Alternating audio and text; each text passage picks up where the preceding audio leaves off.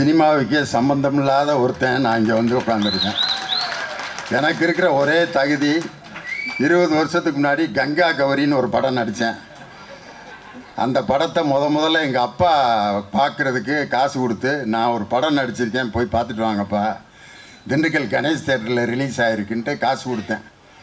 எங்கள் அப்பா படம் முடிச்சுட்டு வந்து, எங்கடா படத்தில் உன்னைய காணவே காணான்னாரு.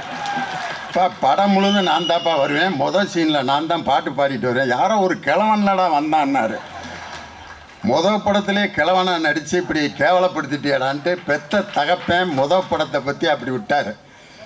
அதுக்கப்புறம் நான் படமே நடிக்காமல் இப்போ தான் வந்து நம்ம அனுச்சரனோட டைரக்ஷனில் பன்னிக்குட்டின்னு ஒரு படம் நடித்தேன். அதுக்கு அடுத்து ஆலம்பனான்னு ஒரு படம் நடித்து அது இப்போ வெளியே வரப்போகுது. இந்த 3 தகுதியை தவிர வேறு எந்த தகுதியும் இந்த மேடையில் பேசுகிறதுக்கு எனக்கு இல்லை.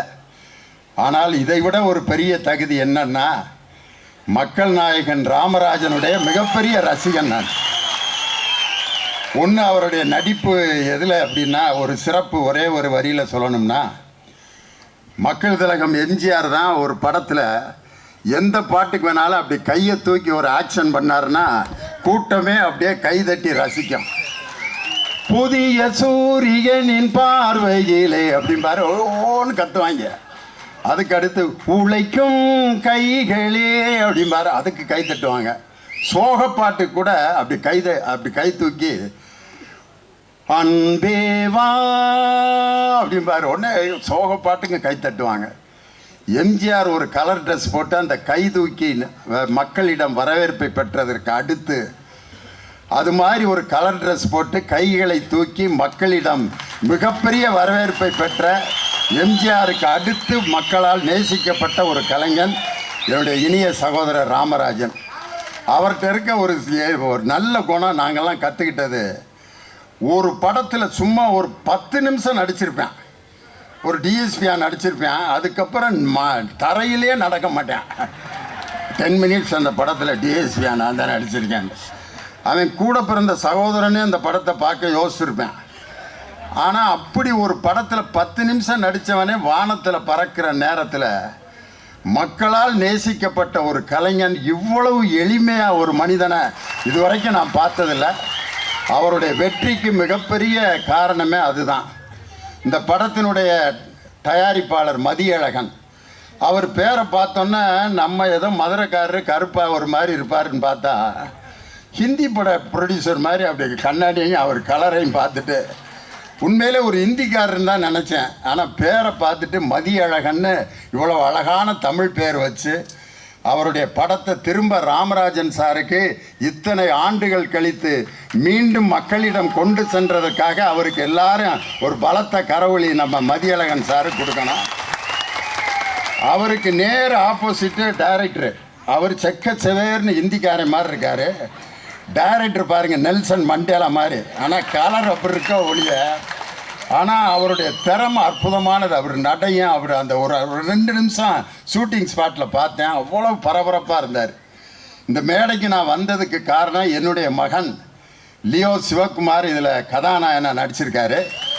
மாமனிதனுங்கிற படத்தில் சீனு ராமசாமியோட டைரக்ஷனில் ஒரு சின்ன ரோல் நடித்தான். அதுக்கப்புறம் அழகிய கண்ணைங்கிற படத்தில் ஹீரோவாக நடித்து அந்த படம் தேட்டரில் வெளியாகிடுச்சு. இப்பொழுது அவனுக்கு ஒரு மிகப்பெரிய ரீஎன்ட்ரி எது அப்படின்னு சொன்னால், எம்எஸ் பாஸ்கர் சாருக்கு மகனாகவும் ராமராஜன் சாருக்கு மருமகனாகவும் லக்ஷா சரனுக்கு ஒரு ஹீரோவாகவும் இன்றைக்கி நடிச்சிருக்கான். அதனால் எனக்கு என்னுடைய மகன், உன் மகனை பற்றி நீயே எப்படியா பெருமையாக பேசலான்ட்டு, நம்ம சில சமயம் கண்ணாடியை பார்த்து நம்ம தலையை ஒதுக்கிக்கிடுவான், சட்டை பட்டன் அப்படி போடுவான். ஆனால் நம்மளை அழகுபடுத்திக்கிறதுக்கு நம்ம அவ்வளவு செஞ்சாலும் என்னுடைய படைப்பு நல்லா இருக்கும் அப்படின்ட்டு நம்ம மேடையில் சொல்கிறது மாதிரி, நான் உருவாக்கிய என்னுடைய மகன் இந்த படத்தில் ஹீரோவாக நடிச்சிருக்காரு. அவருக்கு நீங்கள் எல்லாரும் ஆதரவு கொடுக்கணும் அப்படின்னு அன்போடு கேட்டுக்கிறேன். இந்த மேடையில் வந்து பெரிய பெரிய டைரக்டருங்க எல்லாம் உட்காந்துருக்காங்க. ஆர்வி உதயகுமார் சார், அவருடைய அந்த டைட்டில் சாங் இளையராஜாவோட முதல் பாட்டை டைட்டிலாக போடணும் அப்படிங்கிறது அவரது கண்டுபிடிச்ச ஃபார்முலா தான். கண்ணுபட போகுதையா சின்ன கவுண்டரு, சுற்றி போட வேணும் ஐயா சின்ன கவுண்டரு, சாட்சிகளை செட்டப் செய்ய வேலை இங்கேயில். அந்த படத்தில் வாழ்ந்திருப்பார். ஒரு மாபெரும் கலைஞன், புரட்சி கலைஞர் விஜயகாந்த் அவர்களை இன்னொரு பரிணாமத்துக்கு கொண்டு சென்ற ஒரு டைரக்டர் நம்ம ஆர்வி உதயகுமார் சார், பேரரசர். அதே மாதிரி பேசிட்டு போயிருக்காரு நம்ம KS ரவிக்குமார். நான் நிறைய பேர் உட்காந்துருக்காங்க, ஒவ்வொருத்தரையாக நான் சொல்லணும், ரொம்ப ஆசையாக இருக்குது. இருந்தாலும் ஒரு படத்தில் ஒவ்வொருத்தரும் பேர் போடும்போது கைத்தட்டுவாங்க. மக்கள் திலகம் எம்ஜிஆர்னு போட்டோன்னா கைத்தட்டுவாங்க, நடிகர் திலகம் சிவாஜி கணேசன் போட்டோன்னா கைத்தட்டுவாங்க. அது மாதிரி கதாநாயகனுடைய பெயர்களை போடும்போது கைதட்டிக்கிட்டு இருந்தது ஒரு சமுதாயம். ஒரு குறிப்பிட்ட ஸ்டேஜில் தான் கதை வசனம் அப்படின்னு போட்டோன்னா ஒருத்தருக்கு கைதட்டினாங்க. அதுதான் முத்தமிழ் அறிஞர் டாக்டர் கலைஞர். வசனம் மு கருணாநிதின்னு போட்டோன்னா வசனத்துக்கு கைதட்டு வாங்கியவர் ஒருத்தர். அதே மாதிரி இசைஞானி இளையராஜா என்று இசையமைப்பாளர்களுக்கு கைதட்டு வாங்கிய ஒரே இசையமைப்பாளர் நம்மளுடைய இசைஞானி இளையராஜா தான். அவருடைய பாட்டோடு நம்ம வாழ்ந்திருக்கோம். அது நம்ம மக்கள் நாயகன் ராமராஜன் சாருக்கு அவர் போட்ட பாட்டுகள்லாம் அடே அப்பா, சொர்க்கமே என்றாலும் அது நம்மூரை போல வருமா, அது என் நாடு என்றாலும் அது நம் நாட்டு கீடாகுமா. இந்த பாட்டு எங்கள் ஊரில் ஒட்டஞ்சத்திரத்தில் ஒரு கிழவிக்கு பேர் இன்னைக்கு ராமராஜன் கிழவி. அதுக்கு பேர் ராமராஜன். படத்தில் வில்லனான யாராவது நடித்தான்னா அந்த கிழவி குறவலை நடித்து கொன்னே விடும். அந்த படத்தில் வந்து வில்லனா ஒரு படத்தில் பொன்னம்பலம் நடிச்சிருப்பாரு. அந்த பொன்னம்பலம் ஏதோ ஒரு கல்யாணத்துக்கு வந்திருக்காரு. அந்த கிழவி இவனை நான் தீர்த்து கட்டாமல் விட மாட்டேன் அப்படின்னுச்சு. ஏன்னா ராமராஜனை என்ன அடி அடித்தான் தெரியுமா அப்படின்னு. நல்ல வேளை அந்த கிழவியை விட்டுருந்தாங்கன்னா அடித்தே கொண்டிருக்கும் பொன்னம்பலத்தை. பாவம் தங்கமான மனுஷன். இது பொன்னம்பலத்து மேலே இருக்க வெறி இல்லை, ராமராஜன் மேலே வைத்திருந்த உண்மையான பற்று பாசம். அந்த கிழவிக்கு பேர் இன்னும் இருக்குது. அந்த கிழவி 92 வயசு, ராமராஜன் கிழவினே பேர். அப்படி சாதாரண மக்களிடம் தன்னுடைய இயல்பான நடிப்பால் எளிமையால் மக்களிடம் வாழ்ந்து கொண்டிருக்கக்கூடிய ஒரு அற்புதமான கலைஞன் என்னுடைய அருமை சகோதரர் ராமராஜன். அதில் பேங்க் லோனை பற்றி இந்த படத்தில் ஒரு காட்சி. ஏன்னா பேங்க் லோனு வந்து இப்போ நம்ம டைரக்டர் கதையே சொல்லிடாதீங்கன்றாரு. அந்த அளவுக்காக ஒரு இது இல்லாமல் 33 வருஷம் வாத்தியாராக இருந்திருப்பேன் நான். கொஸ்டினே நாங்கள் அவுட் பண்ண மாட்டோம். இப்போ போய் நாங்கள் கதையை சொல்லுவோமா? டைரக்டர் பாரு பயந்துட்டார், ஏதோ கதையை பூரா சொல்லி முடிச்சிட்டாருன்னா என்னடா பண்ணுறதுன்னு. பேங்க் லோனுங்கிறது ஒரு பெரிய பிரச்சனை. அந்த வீட்டில் பெரும்பாலும் பகலில் பூரா பாருங்கள், ஆம்பளையை வந்து சவுண்டு கொடுப்பேன், பொம்பளையை வந்து அமைதியாக இருப்பாங்க. ஏய் போடி அப்படிமா. சரிங்க, ஆமாங்க, வெட்டி வெட்டு வெட்டு அப்படிப்பாங்க. பகல் முழுதும் அடங்கியிருப்பாங்க. எப்போ தெரியுமா பொம்பளைகளுடைய டேன் வரும்? இந்த நைட்டு சாப்பிட்றதுக்கு உட்காருவாங்க பார்த்தீங்களா, அப்போ தான் சோத்தை போட்டு அந்த அம்மா போயிடுச்சுன்னா பேசாமல் சாப்பிட்டு எந்திரிச்சிருவான். சாப்பாட்டை போட்டு முன்னால் உட்காந்துச்சுன்னா தொலைஞ்சாங்க, அன்னைக்கு ஏதோ மேட்ரு நடக்க போகணுன்னு. உடனே அந்த அவரும் சொல்லுவான், எந்திரிச்சு போடி நான் சாப்பிட்டுக்கிறேன். இல்லை குழம்பு கேட்டிங்கன்னா ஊற்றணும்ல, ரசம் கேட்டிங்கன்னா ஊற்றணும், உப்பு அது நான் எடுத்துக்கிறேன்டி. அவன் உட்கார்றத பார்த்தோன்னா ஏதோ பிரச்சனை நடக்க போகுதுன்னு சோத்தை போட்டு குழம்பை ஊற்றி ஒரு வாயை எடுத்து வைக்கிறான். வாய்க்கும் கைக்கு இடையில விட்றா டைலாக்க. உடனே கட்டி நான் எண்ணத்தை கண்டேன் அப்படிங்கிறது. யோ ஏண்டி சாப்பிட்டுக்கிறேன்டி, நீயும் பக்கத்து வீட்டுக்காரன்னு ஒரே இடத்துல வேலை பார்க்குறீங்க. அவன் பாரு ஒரு புது வண்டியை வாங்கி அவன் பொண்டாட்டியை உட்கார வச்சுக்கிட்டு மல்லியை போச்சுட்டு துத்து துத்து துத்து நம்ம வீட்டு பக்கமே ரவுண்ட் அடிக்கிறான். எனக்கு வகரெலாம் எரியுது. நீ என்னைக்கு அப்படி ஒரு பைக் வாங்குவ? நீலாம் ஒரு ஆம்பளை, உனக்கு ஒரு மீசை. ஒன்று மீசையில் கை வச்சோன்னா ஆம்பளை எப்பயுமே டென்ஷன் ஆயிடுவேன்.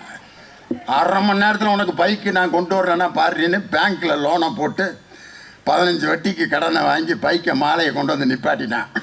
கொண்டு வந்துட்டேன். பைக்கு கொண்டு வந்தது பெருசு இல்லை, அந்த பக்கத்து வீட்டுக்காரி பார்க்குற மாதிரி 5 ரவுண்டு அடிக்கிறேன். பட்டு போட கட்டிட்டு மல்லியை போச்சுட்டு பின்னால் உட்காந்து பக்கத்து வீட்டுக்காரி பார்க்குற மாதிரி ரவுண்டு அடிக்கிறான். பின்னால் உட்காந்துருக்கிறத வச்சே கண்டுபிடிச்சிடலாம் ஒரு பொண்ணுக்கு கல்யாணம் ஆகி எத்தனை வருஷம் ஆகுதுன்னு. இறுக்க கட்டி பிடிச்சி தோளில் அப்படி படுத்துட்டு கிடக்குதுன்னா கல்யாணம் ஆகி இப்போ தான் 3 மாதம் ஆகுதுன்னு அர்த்தம். லேசாக அப்படி சட்டையை மட்டும் பிடிச்சிருக்குன்னா கல்யாணம் ஆகி 2 வருஷம் ஆச்சுன்னு அர்த்தம். இந்த பேண்ட்டில் இருக்க லூப்பில் விரலை மாட்டிகிட்டு உட்காந்துருக்குன்னா 5-6 வருஷத்துக்கு மேலே ஆயிடுச்சுன்னு அர்த்தம். பின்னாடி கம்பியை பிடிச்சிட்டு உட்காந்துருக்குன்னா 10 வருஷம் ஆச்சுன்னு அர்த்தம். கம்பியே பிடிக்காமல் உட்காந்துருக்குன்னா 20 வருஷம் ஆச்சுன்னு அர்த்தம். ஏன்னா விழுந்தா நம்ம 2 பேரும் சேர்ந்து சாகலாம், நீ மட்டும் விழுகலன்னு அர்த்தமான்ட்டு. அது மாதிரி பின்னால் உட்காந்து இடுப்பை பிடிச்சி ஓட்டு மாமான்ட்டு ஓட்டிக்கிட்டே போகிறான். 1ஆம் தேதியிலேருந்து 15ஆம் தேதி வரைக்கும் 80ல் போகிற வண்டி 20ஆம் தேதிக்கு பிறகு 40க்கு மேலே போகலை. ஓட்டுறண்டி. ஆனால் அவனுக்கு ஆக்சிலேட்டரில் என்ன கேட்குதுன்னா 15 வெட்டி கிளச்சை மாற்றுறான். 1ஆம் தேதி கட்டாட்டி பிடிங்கிட்டு போயிடுவாங்க. 10,500 இஎம்ஐ கட்டணும். ஒரு லோனுனால ஒரு பைக்கில் லோன் வாங்கினவன் என்ன பாடுபடுவான். ஆனால் இன்னைக்கு ஒரு கடன்பட்டார் நெஞ்சம் போல் கலங்கினான் இலங்கை வேந்தன்னு கம்பன் சொன்ன மாதிரி ஒரு கடனால் பாதிக்கப்பட்ட இந்த சமுதாயத்தை அப்படியே படம் பிடித்து காட்டியிருக்கிறார் இயக்குனர் ராகேஷ். அதை ரொம்ப வித்தியாசமாக கொடுத்துருக்காரு. அந்த கதையை நீங்கள் பார்க்கும்போது அவ்வளோ விறுவிறுப்பாக நீங்கள் பார்ப்பீங்க. இந்த இசைஞானி இளையராஜாவோட இசையமைப்பு, அவருடைய இசைங்கிறது எவ்வளோ ஒரு மக்களிடம் பெரிய வரவேற்பை பெற்றதுங்கிறதுக்கு வேற உதாரணமே தேவையில்லை. 30 வருஷம் கழிச்சு இன்னைக்கு ஒரு பாட்டு ஹிட் ஆயிருக்கு பாருங்க. இது மனித உணர்ந்து கொள்ள, இது மனித காதல் அல்ல அல்ல அல்ல அல்ல அல்ல, அதையும் தாண்டி புனிதமானது. உண்டான காயமின்றி உன்னாலே மாறி போன மாயம் என்ன பொன்பானே செந்தேனே. அங்க பாரு, 4 வயசு குழந்தை. இந்த பாட்டு இப்போ அந்த குழந்தைக்கு பாதிப்பை ஏற்படுத்தியிருக்குன்னா இந்த மஞ்சுமல் பாய்ஸுங்கிற அந்த படத்தில் 30 ஆண்டுகள் கழித்து இசைஞானி இளையராஜா அந்த படத்தில் ஒரு பாடலில் வாழ்ந்து கொண்டிருக்கிறார்னா அந்த இசையமைப்பில் இன்னைக்கு உருவாகி இருக்கிறது சாமானியன். சாமானியன்னா சாதாரண மனுஷன். சாமானிய மக்களுக்கு நீங்கள் என்ன செய்தீர்கள் அப்படிமா? சாமானிய மக்கள்னா ஏழைகள், சாதாரணவர். ஒரு படம் எடுத்தால் டில்லி மாப்பிள்ள, கோடீஸ்வரன் அப்படிலாம் படம் எடுக்கிற நேரத்தில் இன்னைக்கு சாமானியன்னு ஒரு ஏழை மக்களை தலைப்பாக வச்சு இன்னைக்கு படம் எடுத்திருக்காங்கன்னா இது அனைத்து சாமானிய மக்களையும் போய் சேரும் அப்படிங்கிற நம்பிக்கை எனக்கு இருக்குது. நம்ம மக்கள் நாயகன் ராமராஜன் சாருக்கு நான் கொடுக்கின்ற வாழ்த்து என்னன்னா, அவருடைய முதல் படம் கரகாட்டக்காரன், 2வது அதுக்கப்புறம் மிகப்பெரிய வெற்றி. இது முதல் படம் எங்க ஊர் பாட்டுக்காரன், அதுக்கப்புறம் வெற்றி படம் கரகாட்டக்காரன். இந்த எங்க ஊர் பாட்டுக்காரன், கரகாட்டக்காரன், இதற்கு அடுத்து இதைவிட பெரிய வெற்றி பெறப்போவது சாமானியன். எங்க ஊர் பாட்டுக்காரன், கரகாட்டக்காரன், சாமானியன் 3 ஒரே எழுத்துல முடியுது. அதனால் அதே போல வெற்றியும் இந்த படங்கள் வெற்றி அடையணும்னு அன்போடு நான் கேட்டுக்கொண்டு, எங்களுடைய மக்கள் நாயகன் மீண்டும் திரையுலகிற்கு வந்திருக்கிறார். அவரை பலத்த கரவொலி எழுப்பி வரவேற்று இன்னைக்கு இந்த கமலா தியேட்டர் எப்படி அரங்கு நிறைந்து எல்லோருடைய வரவேற்பையும் பெற்றிருக்கிறதோ அதே போல சாமானியன் படத்தினுடைய ஒவ்வொரு காட்சியிலும் இது போல அரங்கு நிறைந்த காட்சிகளாக அது மிகப்பெரிய வெற்றி அடைந்து மக்கள் நாயகனை மீண்டும் மீண்டும் பல வெற்றி படங்களை தருவதற்கு மதியழகன், ராகேஷ் போன்ற அவர்கள் அந்த டீமை நான் உண்மையிலே மனதார வாழ்த்துகிறேன். மேடையில் உட்கார்ந்திருக்கவங்க எல்லாருடைய பெயரையும் நான் சொல்லவில்லை என்பதை மனதில் பொருட்படுத்தாமல், ஏன்னா 9 மணிக்கு இந்த தியேட்டரை கொடுக்கணுமா, நம்ம மக்கள் நாயகன் ராமராஜனுடைய அந்த படம் எப்படி இருக்கும்னா மதுரை கோனார் மெஸ் மாதிரி. அந்த கோனார் மெஸ் அவருக்கு ரொம்ப பிடிக்கும். முதல்ல நான் அங்கே தான் அவரை சந்தித்தேன். நல்லா சாப்பிட்டுக்கிட்டு இருந்தார் மக்களோடு உட்காந்து. பக்கத்தில் போய் நான் உட்காந்தேன். நான் தான் லியோனி அப்படின்னா யார் அப்படின்னாரு. அப்புறம் பட்டிமன்றத்தில் நான் என் குரலை கேட்டோன்னா, பட்டிமன்றம் லியோனி சார் அப்படின்ட்டு அந்த மட்டன் கறி தோசை சாப்பிட்டுட்டு இருந்தார். அதை விட்டுட்டு இப்படி எந்திரிச்சு எனக்கு வணக்கம் சொன்னார் பாருங்க. இவ்வளோ பெரிய நடிகர் ஒரு சாதாரண வாத்தியாருக்கு எந்திரிச்சு வணக்கம் சொல்கிறாரு. இவர் மிகப்பெரிய ஒரு மனிதராக இருப்பார் என்று அன்னைக்கு என் மனதில் இடம்பெற்ற அந்த மனிதர் இன்று வரை அதே உயரத்தில் தான். இன்றும் என்னுடைய இதயத்தில் மட்டுமல்ல, கோடான கோடி தமிழ் நெஞ்சங்களில் அவருடைய மக்கள் நாயகன் என்ற பெயரில் அவர் மென்மேலும் பல வெற்றி படங்களை கொடுத்து மக்களிடம் இதே வரவேற்போடு அவர் இருக்க வேண்டும். அவருக்கு நீடிய ஆயுளையும் நல்ல உடல் நலத்தையும் இயற்கையும் இறைவனும் கொடுக்க வேண்டும் என்று உங்கள் அனைவரின் சார்பாக அவரை அன்போடு வாழ்த்தி விடைபெறுகிறேன். வணக்கம்.